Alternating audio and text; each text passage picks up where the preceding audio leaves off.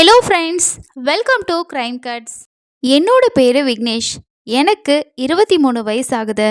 நான் காலேஜில் இப்போ ஃபைனல் இயர் படிச்சிட்ருக்கேன். என்னோட வீட்டில் நானும் அப்பா அம்மா 3 பேர் மட்டும்தான் இருக்கோம். என் கூட பிறந்தவங்க யாருமே இல்லை. என்னோட குடும்பத்தில் நான் மட்டும்தான் அப்படிங்கிறதுனால என்னோட அம்மா அப்பா என்னை ரொம்பவே செல்லமாகவும் சந்தோஷமாகவும் பார்த்துக்கிட்டாங்க. எங்களுக்கு சொந்தம்னு சொல்லி நிறைய பேர் இருந்தாலும் நாங்கள் பெருசாக எந்த ஒரு உதவிக்காகவும் சொந்தக்காரங்க கிட்ட போகவே மாட்டோம்.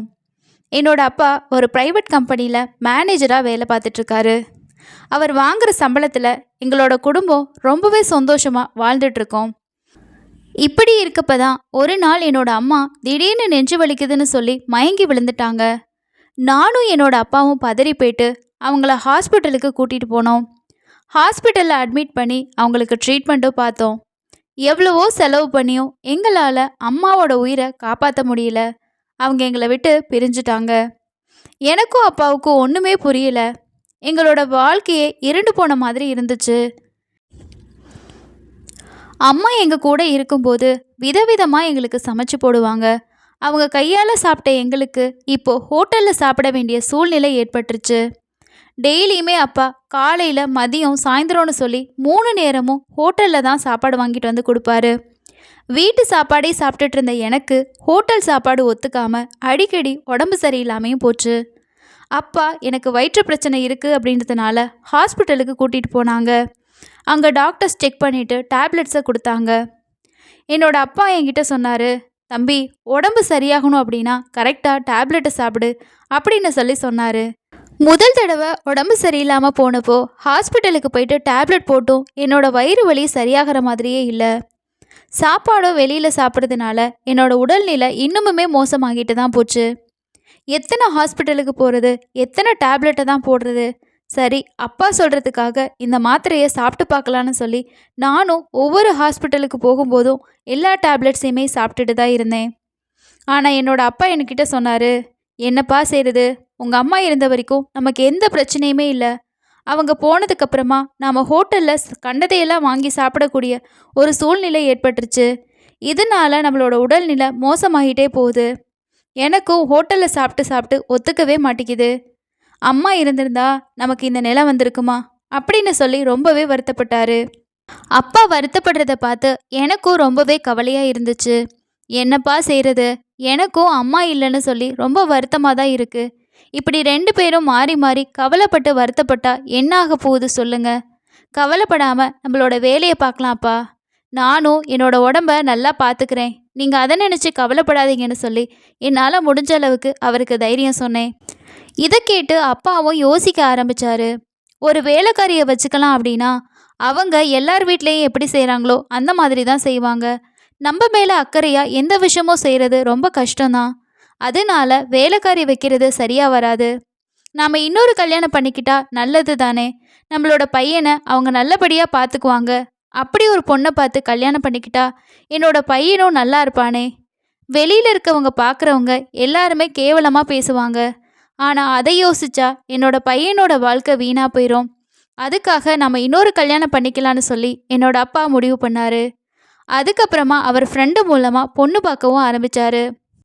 இதை கேட்ட அப்பாவோட ஃப்ரெண்டும், இந்த காலத்தில் வைஃப் இல்லை அப்படின்னா இன்னொரு கல்யாணம் பண்ணிக்கிறது தப்பில்லையே, நம்ம லீகலாக தானே பண்ண போகிறோம், நீ அதை எதுவும் யோசிக்காத, நான் நல்ல பொண்ணு கிடைச்சா கண்டிப்பாக உனக்கு சொல்கிறேன்னு சொல்லிட்டு அவரும் கிளம்பி போயிட்டாரு.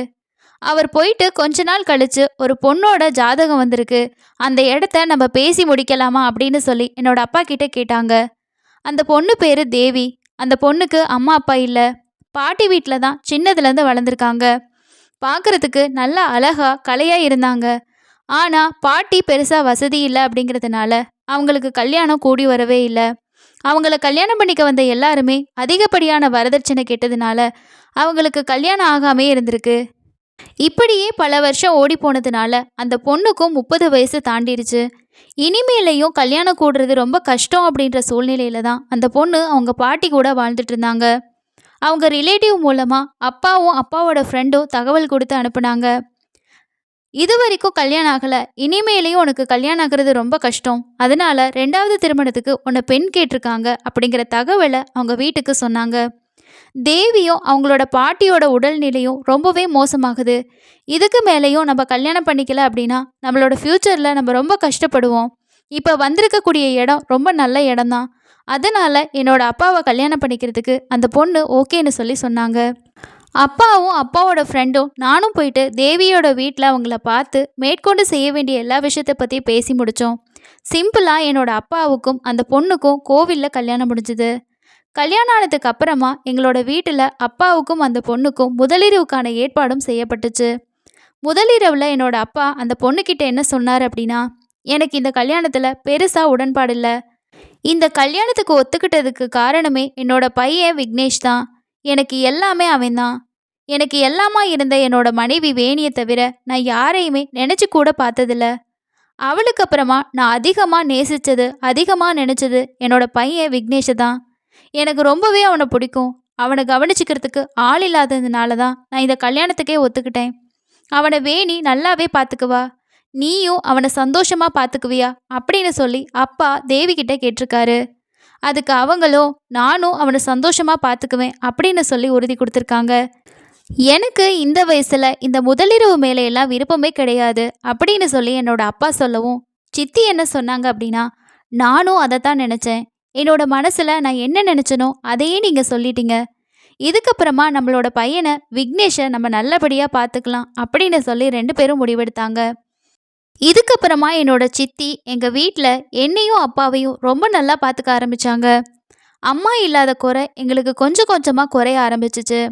அப்பாவும் சித்தியை விரும்ப ஆரம்பித்தாரு. அதுக்கப்புறமா 2 பேரும் ரொம்பவே சந்தோஷமாக இருக்க ஆரம்பித்தாங்க. இதை பார்த்து எனக்கும் ரொம்பவே சந்தோஷமாக இருந்துச்சு. எத்தனை நாள் தான் அப்பா நமக்காக உழைக்கிறாரு, இனிமேலையாவது அவர் சந்தோஷமாக இருக்கட்டும் அப்படின்னு சொல்லி நான் நினச்சேன். இதுக்கப்புறமா என்னோட சித்தி எங்களை நல்லா பார்த்துக்குவாங்க அப்படின்ற நம்பிக்கை எனக்கு அதிகமாகவே ஆச்சு. இப்படி போகிறப்ப தான் ஒரு நாள் காலையில் சித்தி என்னை வந்து எழுப்புனாங்க. விக்னேஷ், காலேஜுக்கு போகிறதுக்கு டைம் ஆச்சு, எழும்பி ரெடியாகு அப்படின்னு சொல்லி சொன்னாங்க. நானும் ரெடியாகி ஹாலுக்கு வந்ததுக்கப்புறமா காலையில் என்ன டிஃபன்னு பார்க்கும்போது என்னோட சித்தி விதவிதமாக சமைச்சு வச்சுருந்தாங்க. அவங்க பாசமாக என்னை பார்த்துக்கிட்டது எனக்கு ரொம்பவே சந்தோஷமாக இருந்துச்சு. அதுக்கப்புறமா நானும் காலேஜுக்கு கிளம்பி போனேன். போகிறப்ப தான் ஒரு புக்கை வீட்டிலையே மறந்து வச்சுட்டு வந்துட்டேன் அப்படிங்கிற ஞாபகம் எனக்கு வந்துச்சு. அதுக்கப்புறமா நான் வீட்டுக்கு வந்தப்போ என்னோட சித்தி குளிச்சுட்டு அரைகுறையாக ட்ரெஸ் போட்டுக்கிட்டு ஹாலில் வந்துட்டு இருந்தாங்க. நான் எப்போவுமே காலேஜ் போயிடறனால இந்த மாதிரி விஷயங்கள் வீட்டில் நடக்கிறது எனக்கு தெரியாது. அன்னைக்கு அப்படி என்னோட சித்தியை பார்த்தது எனக்கு ரொம்பவே கூச்சமாயிருச்சு. சித்தி, என்னை மன்னிச்சிடுங்க, நான் தெரியாமல் வந்துட்டேன் அப்படின்னு சொல்லி சொன்னேன். அதுக்கு சித்தியும், பரவாயில்ல, நீ புக்ஸ் எடுக்க தானே வந்த, காலேஜுக்கு டைம் ஆயிடுச்சு, எடுத்துட்டு கிளம்பு அப்படின்னு சொல்லி சொன்னாங்க. என்னோட ரூமுக்கு போயிட்டு அந்த புக்கை எடுத்துட்டு திரும்பவும் வெளியில் வந்தேன். என்னோட சித்தி அப்படி இருக்கிறத பார்த்து திரும்பவும் அதை பார்க்கணும் அப்படிங்கிற எண்ணம் தான் எனக்கு வந்துச்சு. கொஞ்ச நேரம் அவங்கள பார்த்துக்கிட்டு இருந்துட்டு நானும் கிளம்பிட்டேன். கிளம்புறப்ப என்னோட மனசில் இப்படியெல்லாம் நம்ம அவங்கள பார்க்கக்கூடாது, நமக்கு அவங்க அம்மா மாதிரி அப்படின்னு நினச்சிக்கிட்டு வீட்டிலேருந்து கிளம்பி காலேஜுக்கு போனேன். காலேஜ்லேயும் கொஞ்சம் ஞாபகங்கள், சித்தியை பார்த்த அந்த விஷயங்கள் எனக்கு தோணுச்சு. அதுக்கப்புறமா இது தப்பு, நம்ம இதை பற்றி நினைக்கக்கூடாது அப்படின்னு சொல்லிட்டு என்னோட ஸ்டடீஸில் கான்சென்ட்ரேட் பண்ண ஆரம்பித்தேன். அதுக்கப்புறமா காலேஜ் முடிச்சுட்டு ஈவினிங் என்னோட பைக்கில் வீட்டுக்கு வந்துட்டு இருந்தேன். அப்போ என்னோட அப்பா டீ கடையில் நின்றுட்டு இருந்தாரு. அவர் என்னை கூப்பிட்டு, விக்னேஷ், கொஞ்சம் நில்லுப்பா, உன்கிட்ட நான் கொஞ்சம் தனியாக பேசணும் அப்படின்னு சொல்லி சொன்னார். நானும், என்னப்பா சொல்லுங்க, ஏன் இங்கே நிற்கிறீங்க அப்படின்னு சொல்லி கேட்டேன். அதுக்கு அப்பா, உன்கிட்ட கொஞ்சம் பேசணும் அப்படிங்கிறதுக்காக தான் இங்கே வெயிட் பண்ணிகிட்ருக்கேன்.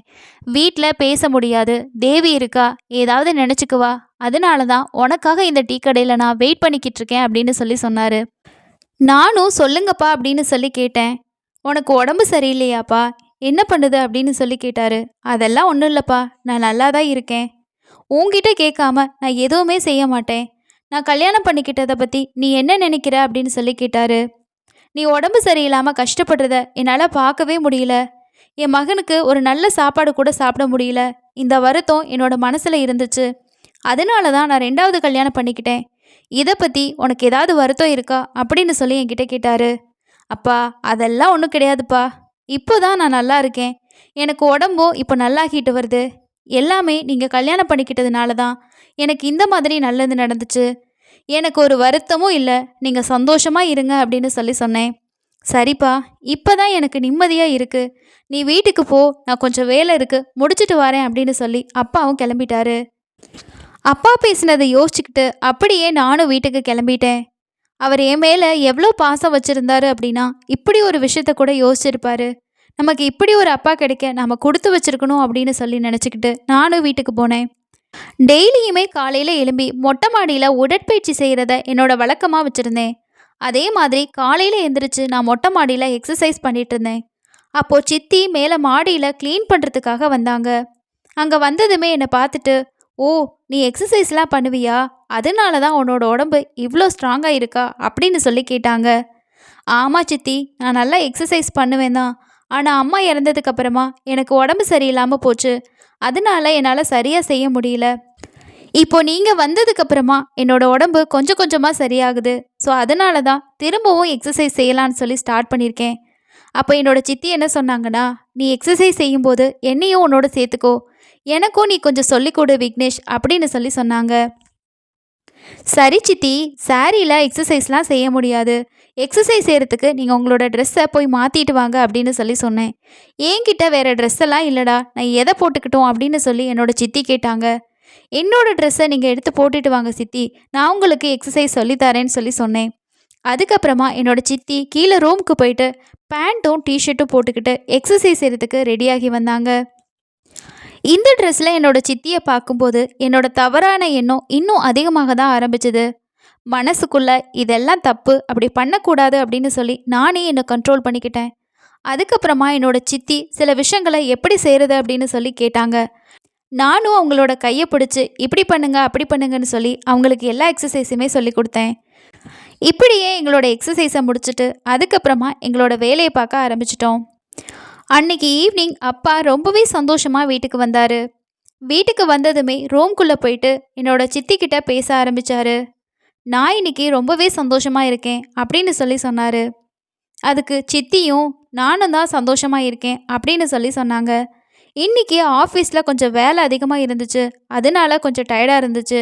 ஃப்ரெண்ட்ஸோடு சேர்ந்து கொஞ்சமாக சின்னதாக ஒரு பேக் மட்டும் எடுத்துக்கிட்டு வந்தேன்" அப்படின்னு சொல்லி என்னோட அப்பா சொன்னார். அதுக்கு சித்தி, "சரி, உங்களோட ஆஃபீஸ் வேலையை மட்டுமே எப்போ பார்த்தாலும் பார்த்துட்டு இருக்காதீங்க, என்னையும் கொஞ்சம் பார்த்துக்கோங்க" அப்படின்னு சொல்லி சொன்னாங்க. என்னோட சித்தி சொன்னதை கேட்டு அப்பாவும் ஆசையாக அவங்கள கட்டிப்பிடிக்க போனார். அவர் மதுபோதையில் இருந்ததுனால என்னோட சித்தி, "இன்னைக்கு எதுவுமே வேணாம், நீங்கள் டயர்டாக இருக்கேன்னு சொன்னீங்கல்ல, போய் தூங்குங்க" அப்படின்னு சொல்லி அவரை தூங்க அனுப்பிட்டு அவங்களும் தூங்க போயிட்டாங்க. தன்னோட கணவர் இப்படி இருக்காரேன்னு நினச்சி ஒரே வெறுப்புலையும் கவலையிலையும் என்னோட சித்தி ஒரு மூலையில் உட்காந்து யோசிச்சுட்டு இருந்தாங்க. நானும் ஈவினிங் காலேஜ் முடிச்சுட்டு வீட்டுக்கு வந்தேன். "ஏன் சித்தி இன்னைக்கு ஒரு மாதிரி இருக்கீங்க? எப்போவுமே கலகலன்னு பேசிகிட்டு இருப்பீங்க, இன்னைக்கு ஏன் ரொம்ப டல்லாக இருக்கீங்க?" அப்படின்னு சொல்லி கேட்டேன். நான் எவ்வளோ கேட்டதும் அவங்க எதுவுமே சொல்லலை. "ஒன்றுமே இல்லை, உன்கிட்ட சொல்லி என்ன ஆக போகுது" அப்படின்னு அழுதுகிட்டே இருந்தாங்க. "அப்புறம் ஏன் சித்தி நீங்கள் அழுகுறீங்க? ஏன் சித்தி, அப்பா ஏதாவது சொன்னாங்களா? அதுக்கு தான் அழுவுறீங்களா? எதுவாக இருந்தாலும் என்கிட்ட சொல்லுங்க" அப்படின்னு சொல்லி கேட்டேன். அதுக்கு சித்தி என்ன சொன்னாங்க அப்படின்னா, "உன்னோட அப்பா ஏதாவது சொன்னாதான் பரவாயில்லையே, அவர் தான் எதுவுமே சொல்ல மாட்டாரே. அவருக்கு குடி தான் முக்கியம். அவருக்கு அவர் பாட்டுக்கு வருவார் போவார். ஒரு மனுஷி இங்கே இருக்கேன்னு சொல்லி அவர் யோசிக்கவா போகிறாரு? என்னோட ஃபீலிங்ஸை புரிஞ்சுக்கவா போகிறாரு? எதுவும் தெரியுமா தெரியாதான்னு சொல்லியே எனக்கு தெரியல. எல்லாமே அவங்கவுங்க சந்தோஷத்தை தான் பார்க்குறாங்க. எனக்குன்னு ஆசை இருக்குது, எதுவுமே கிடையாதா இந்த வீட்டில்? உங்கள் அப்பாவுக்கு நான் ஒரு மெஷின் அப்படின்னு தான் நினைக்கிறேன். உங்களுக்கு சமைக்கணும், வீட்டு வேலை செய்யணும், துணி துவைக்கணும், திரும்பவும் சமைக்கணும், வீட்டு வேலை செய்யணும், அதுக்கப்புறமா உங்களோட துணியை துவைக்கணும்.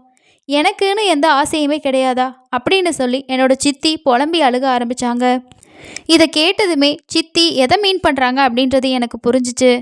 "சித்தி, நீங்கள் கவலைப்படாதீங்க, உங்களுக்காக நான் இருக்கேன். எதுவாக இருந்தாலும் நீங்கள் என்கிட்ட சொல்லுங்க" அப்படின்னு சொல்லி நான் உங்களுக்கு ஆறுதலாக சொன்னேன். நான் சொன்னதை கேட்டு என்னோட சித்தி கொஞ்சமாக சிரிக்க ஆரம்பித்தாங்க. "சரி சித்தி, நானும் சாப்பிடல, வாங்க 2 பேர் போய் சாப்பிட்லான்னு" சொல்லி அவங்கள சாப்பிட கூட்டிகிட்டு போனேன். 2 பேரும் உட்காந்து நிறைய விஷயங்களை பேசி சாப்பிட ஆரம்பித்தோம். அப்போ தான் என்னோட மனசில் இருக்கக்கூடிய ஆசையை என்னோட சித்திக்கிட்ட நான் வெளிப்படுத்தினேன். அப்போ தான் எனக்கு தெரிஞ்சது, என்னோட சித்திக்கும் என் மேலே ஒரு இன்ட்ரெஸ்ட் இருக்குது அப்படிங்கிறத. என்னோட ஆசையை தெரிஞ்சுக்கிட்ட சித்தியும் நானும் அதுக்காக தான் வெயிட் பண்ணிக்கிட்டு இருக்கேன். "உன்னோட அப்பா என்னை கண்டுக்கவே மாட்டேங்கிறாரு, நாம் 2 பேரும் தனிமையில் இருந்தால் யாருக்கு தெரிய போகுது? நம்மளோட ஆசைகளை நாம தான் தீர்த்துக்கணும் அப்படின்னு சொன்னாங்க. அதை கேட்டதுக்கு அப்புறமா இது தப்பில்ல அப்படின்னு தோணுச்சு.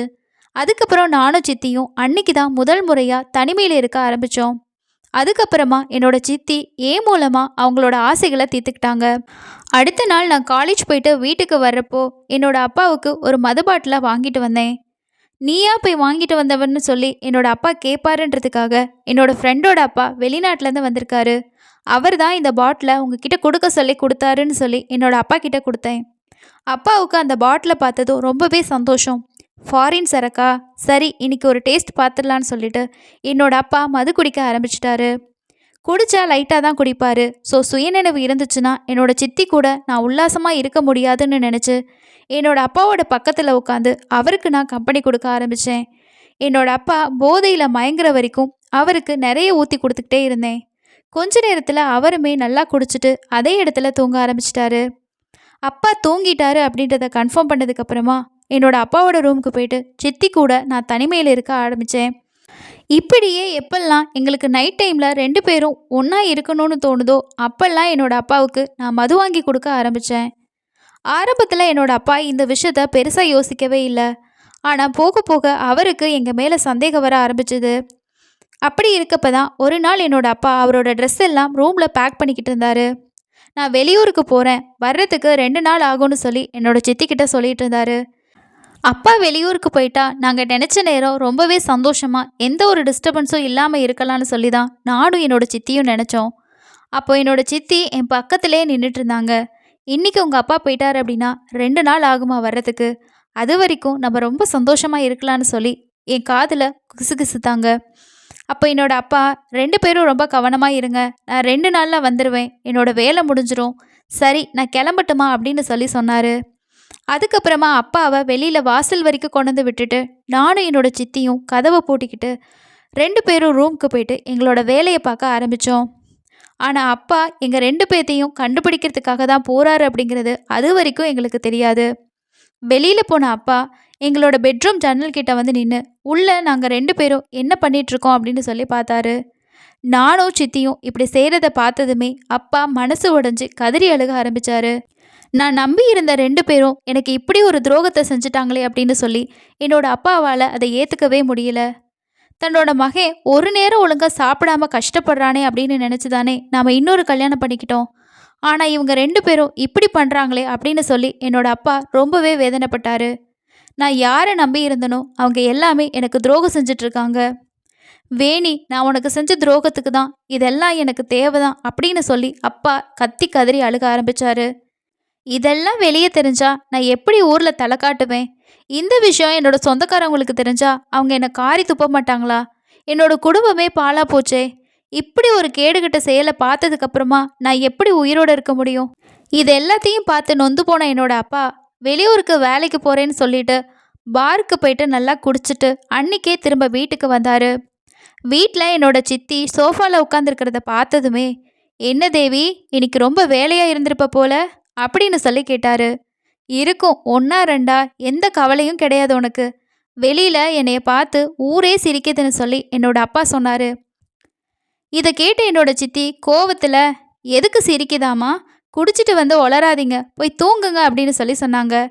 பகல்லையே குடிக்க வேண்டியது தான், ராத்திரியிலேயே குடிக்க வேண்டியதுதான் அப்படின்னு என்னோட சித்தி முணங்கிக்கிட்டே இருந்தாங்க. இதுக்கு என்னோட அப்பா, ஆமாண்டி, நீ பண்ண காரியத்துக்கு குடிச்சிக்கிட்டே தான் இருக்கணும், எனக்கு அப்படியே எங்கேயாவது கண்காணாத இடத்துக்கு போயிடலாம் போல இருக்கு அப்படின்னு சொன்னார். இதை கேட்டு என்னோட சித்தி ஒன்றுமே தெரியாத மாதிரி, உங்களுக்கு என்ன ஆச்சு, எதனால் இப்படி புலம்பிகிட்டு இருக்கீங்க அப்படின்னு அப்பா கிட்ட கேட்டாங்க.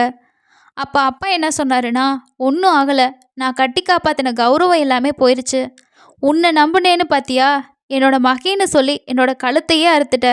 நீயும் அவளும் தனிமையில் ஒன்றா இருக்கிறத அந்த கன்றாவியை என்னோட 2 கண்ணால் நான் பார்த்தேன். பார்த்த அந்த நிமிஷத்துலேயே என்னோட இதயமே வெடிச்சது போல இருந்துச்சு. நீ எனக்கு 2ஆம் தாரமாக இருந்தாலும் நீ என்னோட மனைவி. விக்னேஷ் என்னோட பையன். விக்னேஷ் உனக்கும் மகன்தான். உன்னோட வயசுக்கு நல்லது கெட்டது தெரியாதா? நான் உனக்கு ஒன்று சொல்லணுமா அப்படின்னு அப்பா சொல்கிறப்பயே என்னோட சித்தி என்னை மன்னிச்சிடுங்க அப்படின்னு அவரோட காலில் விழுந்து கதற ஆரம்பித்தாங்க. நீ சாதாரணமாக சொல்லிட்ட, ஆனால் இது எவ்வளோ பெரிய தப்பு. தீராத பழியை சுமத்திட்டியே, தீர்க்க முடியாத பாவத்தை பண்ணிட்டியே, என் குடும்பத்தையே நீ நாசம் பண்ணிட்ட. இதுக்கெல்லாம் நான் தான் காரணம். இனி ஒரு நிமிஷம் கூட நான் உன் கூட இருக்க மாட்டேன். இதுக்கு என்னோட மரணம் தான் சரியான தீர்வா இருக்கும்னு சொல்லிட்டு என்னை மன்னிச்சிடுங்க, இது தப்பு தான் அப்படின்னு சொல்லி என்னோட சித்தி மன்னிப்பு கேட்டாங்க. மன்னிக்கக்கூடிய விஷயமா நீ பண்ணியிருக்க அப்படின்னு சொல்லி என்னோட சித்தியை 2 அறை விட்டு அங்கேருந்து அனுப்பிட்டாரு. செஞ்ச துரோகத்தையும் பாவத்தையும் தாங்க முடியாம சித்தி மருந்தை வாங்கி குடிச்சிட்டு தற்கொலை செஞ்சுக்கிட்டாங்க.